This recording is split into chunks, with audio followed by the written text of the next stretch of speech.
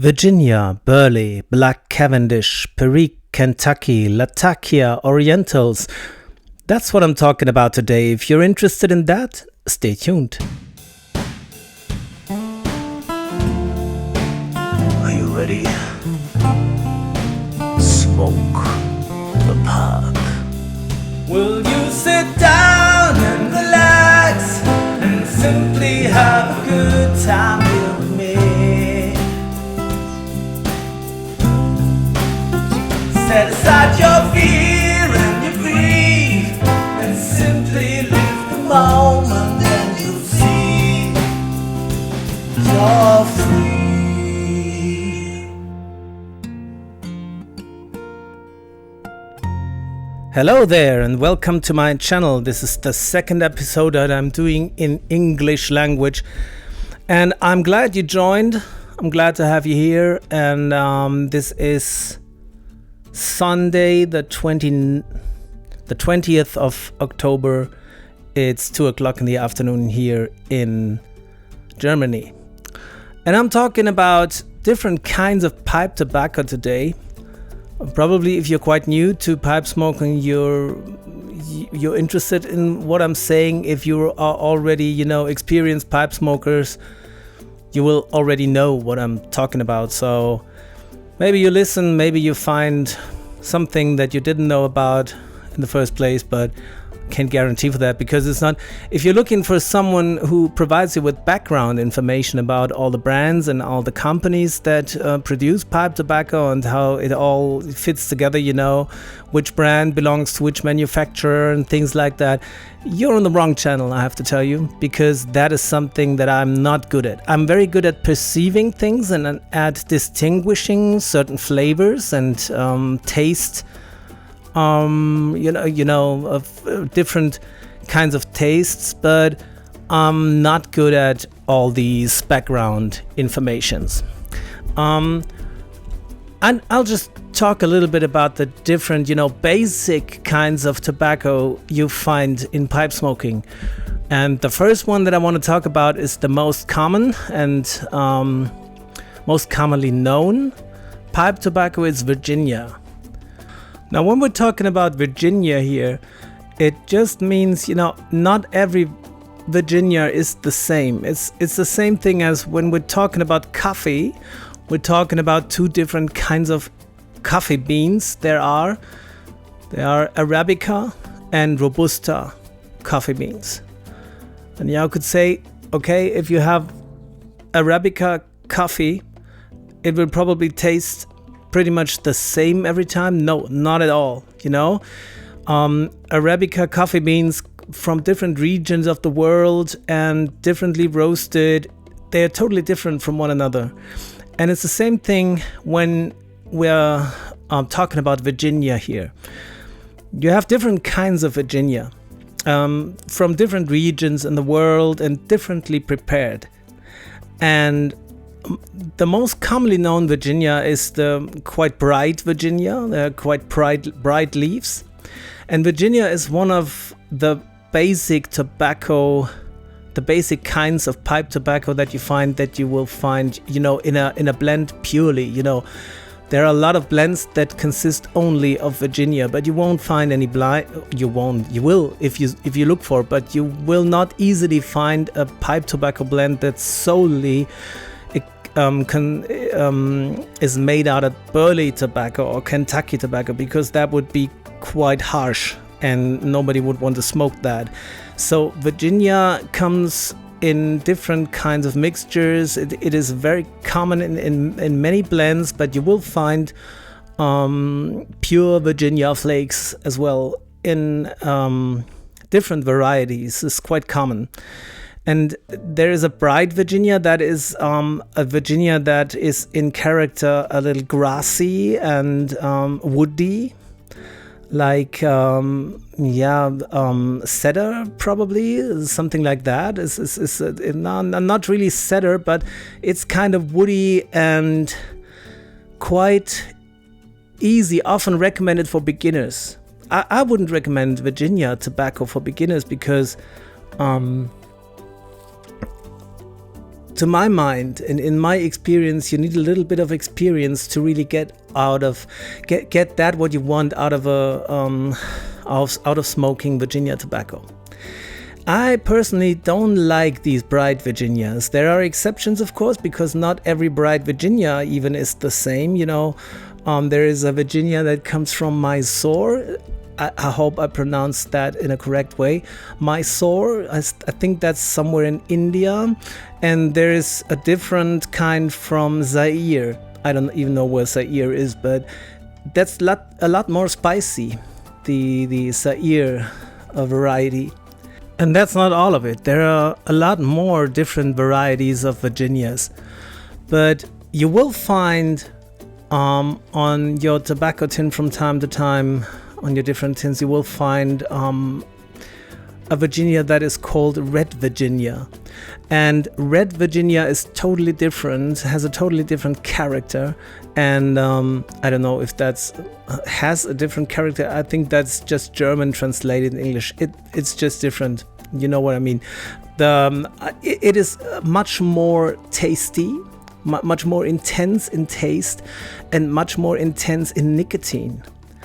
And that's because Red Virginia is not a different plant. It's not something that you have to, separate from other Virginias. It may be the same plant, but it grows. You pick the leaves on top of the plant, and they contain much more aroma and much more nicotine. So Red Virginia is something that I really like, and my favorite Virginia, plain Virginia blend is the Capstan, the blue Capstan. It's actually produced by McBurn's, and Capstan was the favorite tobacco, obviously, of J.R. Tolkien. They found a lot of empty tins in his apartment afterwards. So I understand why he liked that so much, because it's just, you wouldn't even guess that it's Virginia when you smoke it, because it tastes a lot more like Burley, actually, or Kentucky than like Virginia, and that's probably the reason I like it, because I don't like the typical Virginia taste. Many people say that Virginia tastes sweet. I do not understand what happens there, because I have never had the impression that Virginia really tastes sweet. Perhaps it is a little bit milder than Burley and Kentucky if it's not Red Virginia, but it's not sweet to my mind. So Virginia is something that there's another rumor that goes around about smoking Virginia. People say that Virginia is getting hotter because when you smoke it than Burley or Kentucky or Latakia, and that's because there is a lot of sugar inside the leaf. Maybe sugar burns quite hot. That's it could. I really never noticed this difference. I have not made the experience that smoking Virginia leads to a warmer bowl than smoking Burley, but many people say that this should be the case. So just, try for yourself. Look if you find a difference. I don't find it. And the next thing is that people say Virginia is sweet because there is a lot of sugar in the leaf. I don't really understand why it should be sweet when you smoke the sugar, because if you combust sugar, it just turns to carbon, and carbon is not sweet at all. So I don't think that you taste the sugar that is inside the leaf on your tongue. I have never tasted something like that, but anything like that. But if you do, let me know. I want to encourage you to contact me if you like what I do, and if you want to get in contact with me and you want to chat a little, just write to my email address that is on the YouTube channel. You can also write comments, of course, beneath the videos on YouTube, or you can use the commentary section on Spotify. Whatever. I would really be trying to answer as soon as possible, because I really would. I'm looking forward to be contacted by people that are not in Germany, and I'm really curious about what's going on in this hobby in other countries. So we're talking about Virginia still. So red Virginia is my favorite, but might be different for you. Try for yourself. Virginias are also the basic of black Cavendish tobacco. It's not really a difference, Black Cavendish is most of the times made of Virginia. There is Cavendish that is made from Burley leaves, although, those kinds of tobaccos exist, but most black Cavendishes are made out of Virginia leaves, and they are prepared in a special way so that they turn very dark and that they have a very coarse surface. And this coarse surface is perfect for aromatics.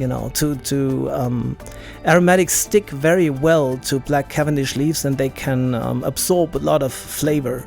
So if you have an aromatic, you will most probably have a large amount of black Cavendish in there. Black Cavendish smoked alone without anything else is not that intense. It's probably the most light tobacco out there. You don't really taste anything, if I'm honest with you. Although some tobaccos are brilliantly made, that contain a lot of black Cavendish, if the aromatics are, used in a clever way. Then your black Cavendish tobacco might taste really great. And I have an example for that. I don't know if you know that in foreign countries, but there is a tobacco that is called Dark Fragrant by Cobb Tobacco, or there is this brand is called I don't know. I'm really a Rat Race. Yeah, it's Rat Race, but the British line. Yeah, it's called the British line, and the kind of yellow, high cylindric tins.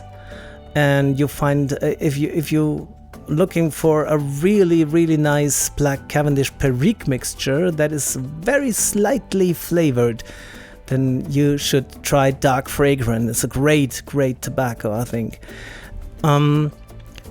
I want to come back to Virginia here, because we're still talking about Virginia in the end. I once had the opportunity to smoke a Virginia leaf that had not been prepared in any way, There was no casing on it, there was no topping on it, it was just the plain tobacco leaf, just dried in the sun. And that tasted so terrible. I really, since I have tasted that, I like Virginia even less, because if it is not prepared properly, it tastes like fish food, I'd say. The stuff that you put into your aquarium. You want to feed your fish. I don't know if that is something I want to go for. Really not for me. And most tobaccos that you find out there that you can buy in a tin, they are all in any way prepared. They are not plain tobaccos. It's different from cigars, where you only use water to prepare the tobacco. When we're talking about pipe tobaccos, they are all in some way prepared, and there's two different ways of preparing pipe tobacco. The first is called casing, and casing is something that really gives flavor and structure to the tobacco. That may be just sugar water, or you can add some flavors that really go into the leaf. The leaves absorb the casing, and the casing is something that you really taste when you smoke the tobacco. Thomas Nietzsche is Cobb's blending master, tobacco blender, and he once prepared, especially for me, he does that from time to time when we have pipe fairs in Germany. So he prepared a tobacco that is cased with vanilla. It didn't smell like vanilla at all. You know, when it was not lit yet, when it's still cold, I still got some of that here. It smells like tobacco. You don't smell anything. But when you smoke it, you taste a full and rich amount of vanilla. So the second way to prepare a pipe tobacco is to put a topping on it.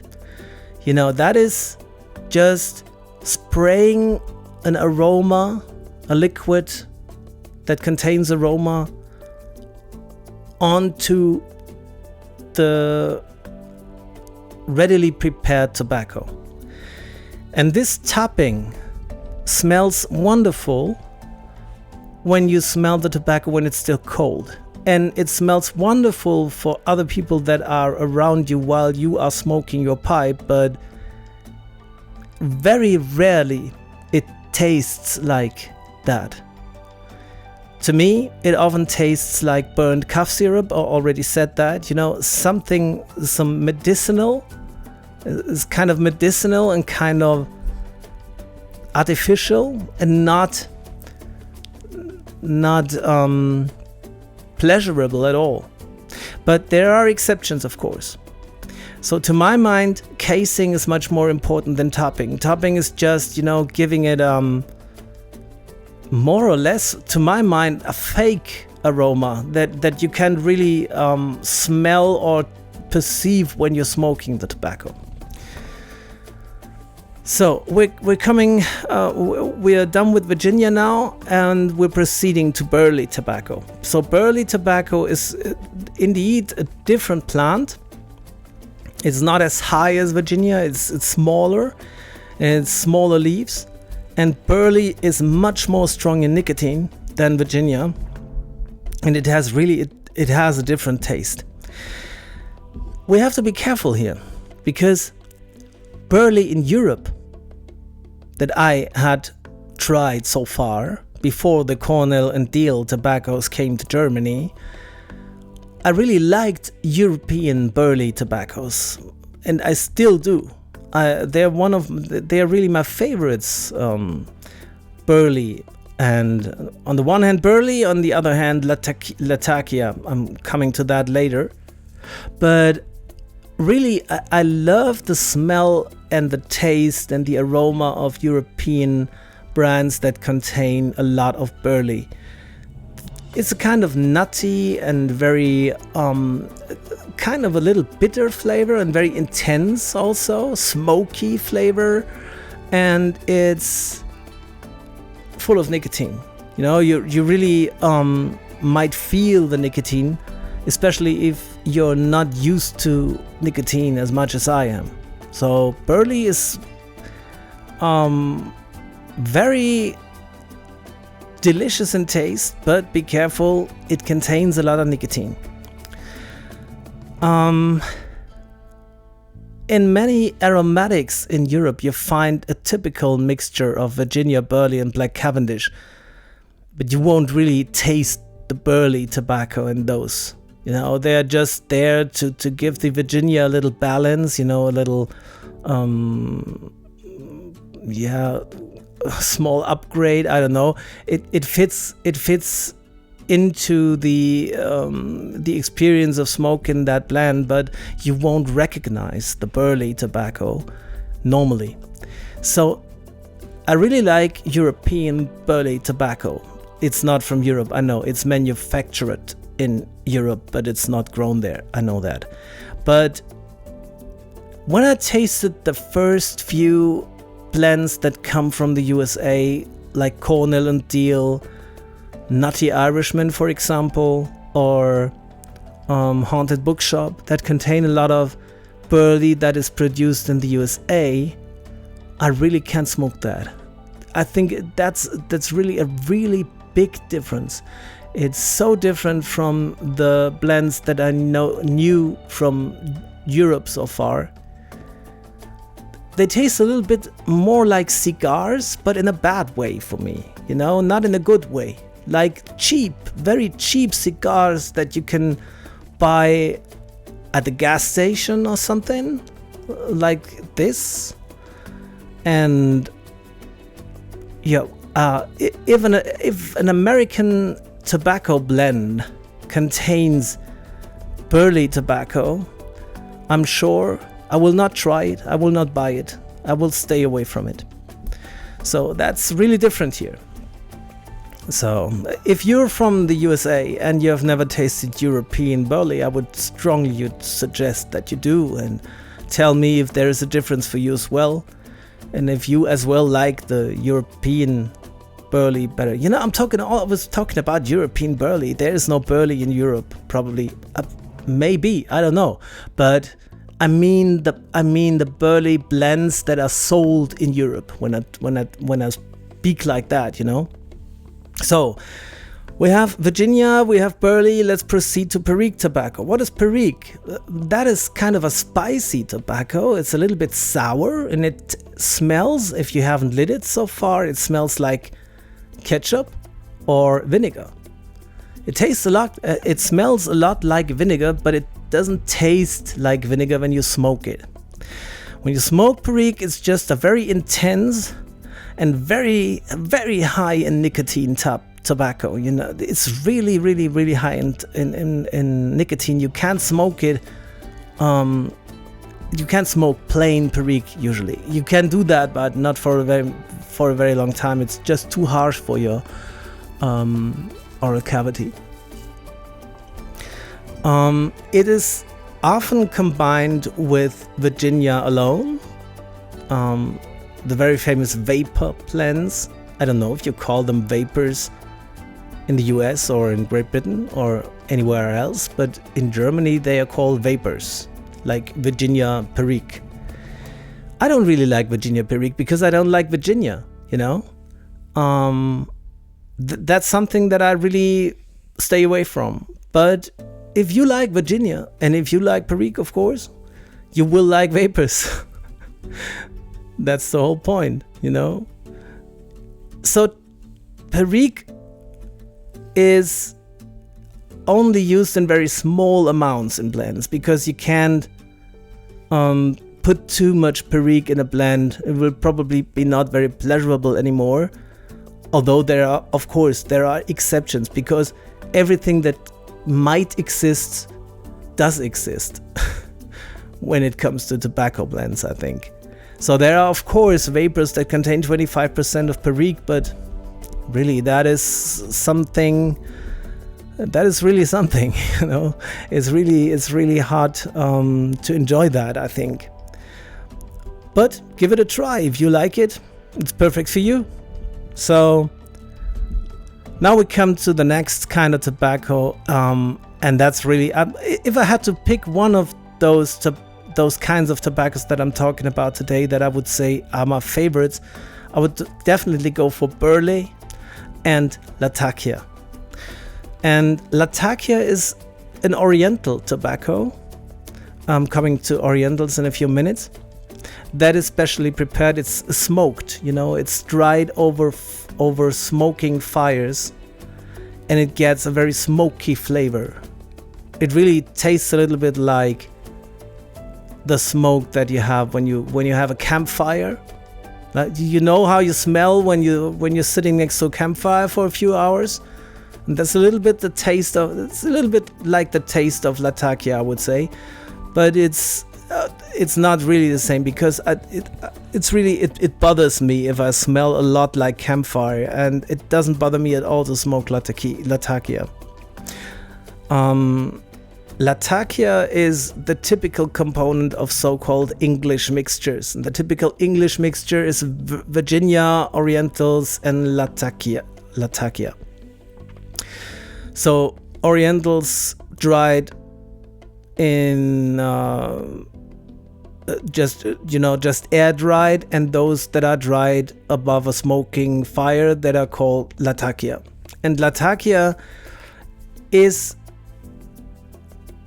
polarizing somehow. You know, there are people that really love Latakia, and there are people who really hate it, but it's rarely something in between, you know? It's a very distinct flavor. You have to like it or not. And a lot of people don't like it.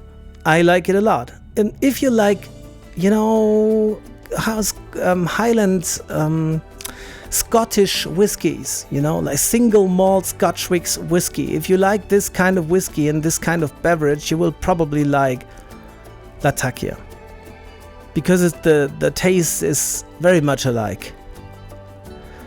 So these are the Latakia tobaccos, and you have Orientals, and that's pretty much the same like Latakia. It's just air dried, and Orientals are even less precise to call a group of, you know, basic tobaccos Orientals than Virginia. I told you that there are a lot of different kinds of Virginia, and there are even more different kinds of Oriental tobaccos. There are Turkish Orientals, there are other Orientals, there are different kinds of plants with different names and different biology, different heights, and different contents of nicotine. And so Oriental really doesn't say very much. You have to taste it to be sure if you like it or not. There are Orientals that are really nice to my mind, that are really kind of spicy, a little bit like eucalyptus, and kind of ethereal. And there are Orientals that really taste like sweat, really dark, earthy, and not in a good way, like dirty, you know. I don't like those kinds of Orientals. You have to try for yourself. Oriental is already a blend. You know, even if you buy a plain Oriental tobacco to mix your blend on your own, it will already be a blend of different Orientals. So it's very, very hard to say if you like Orientals or not. You know, because they are all different. It's not easy to say if you like Orientals. There's Catarini, for example. There are different names of plants, and you have to find out for yourself what you like or not. But the problem is most basic tobaccos or most tobacco blends won't tell you which kind of Oriental tobacco is in there, because the blenders already get the blend of Orientals to work with. They often don't know for themselves what is in there. That's the truth. So one kind is still missing. One tobacco we haven't talked about so far, and that's the Kentucky tobacco. It's a little bit like the big brother of Burley, because it's the same plant. It's just even more high in nicotine content. It's very spicy in a distinct way that is different from the spiciness, for example, you have in a Virginia Zaire. It's just a little bit spicy, but Kentucky is really, it tastes hot, like if you're eating a chili pepper or something. So Kentucky is always used in very small amounts inside tobacco blends, because if you would take if you took too much of it, it wouldn't be pleasurable anymore. So there's a last thing that I want to talk about, and it's the so-called dark-fired Kentucky. So dark-fired Kentucky means you have Kentucky leaves, but you dry them in the same way that you dry or that you prepare Latakia tobaccos. And the taste of dark-fired Kentucky is very much alike smoking Latakia tobacco. It's because they are prepared in exactly the same way. There's a small difference, however. I think Kentucky tobacco tastes a little bit more like bacon than campfire. It tastes a little bit more like, crispy bacon. I think there's no better description for the taste of dark-fired Kentucky. There are even cigars that are made with dark-fired Kentucky.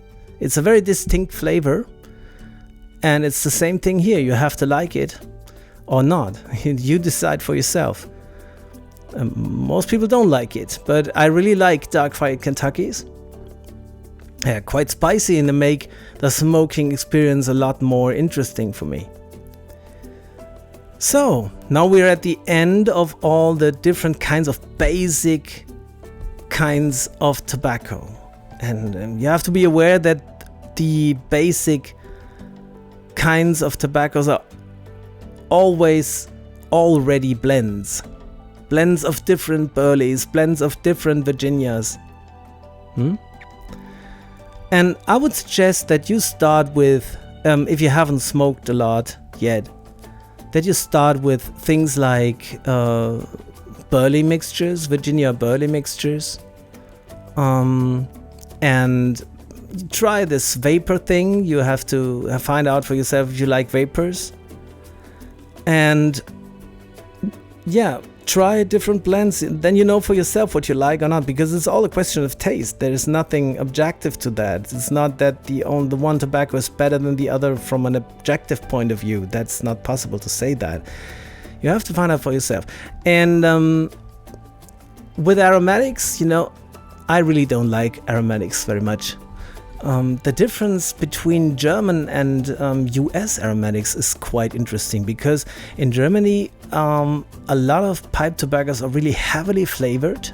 Like there is a lot of aroma on topping, as topping in the tobacco. I talked about that, but I have ordered a few tins of tobacco from the USA that are typical American aromatics, and they are really bathed in glycerin. I was really surprised when I opened my first tin of an American aromatic. It was so sticky and oily that I had to clean my hands after taking out a pinch of that tobacco. They were all sticky and oily. I have never experienced something like that in a German or Scandinavian tobacco mixture. It makes a funny crackling sound while burning it, and I'm not sure what this glycerin is for. I'm really not sure. I'm not so much concerned about its probable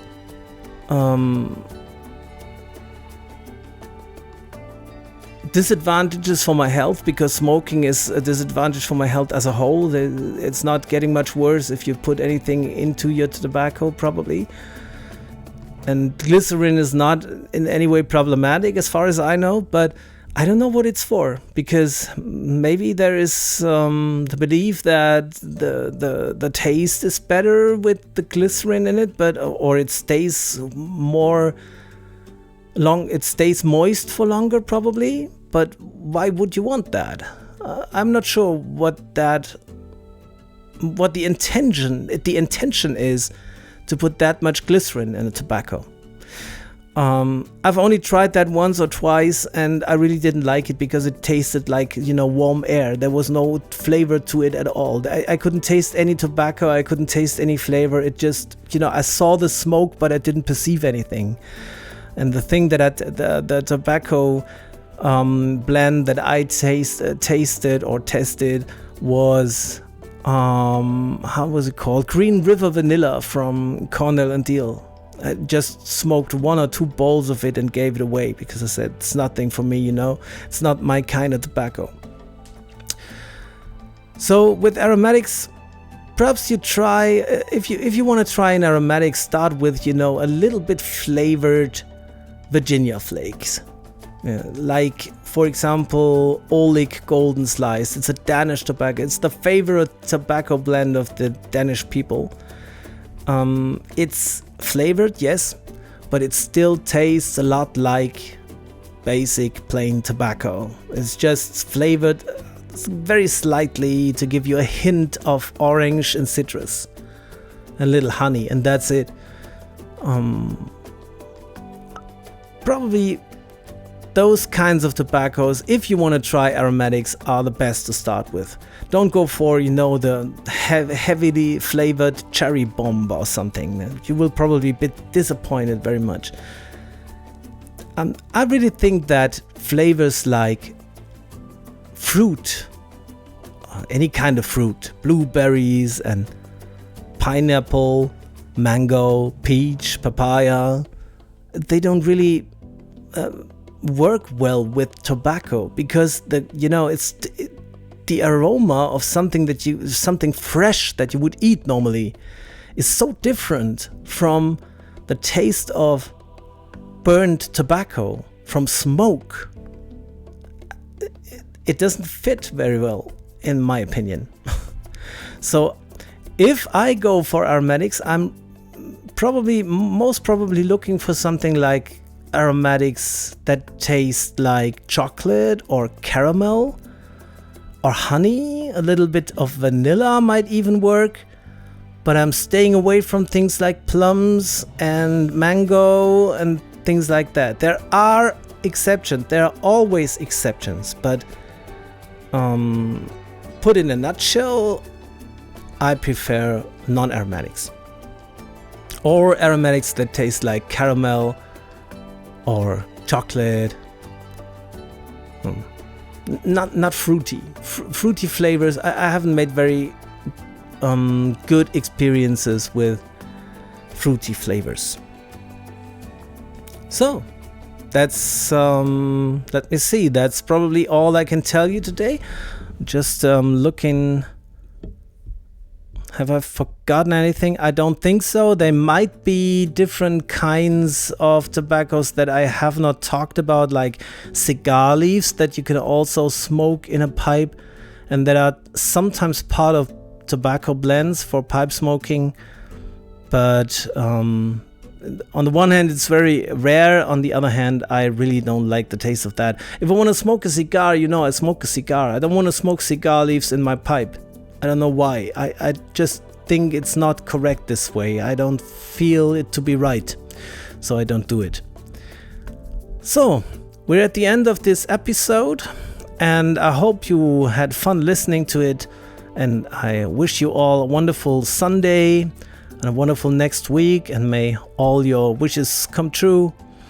And may you have a wonderful, pleasurable smoking experience as often as possible. See you next week. Bye.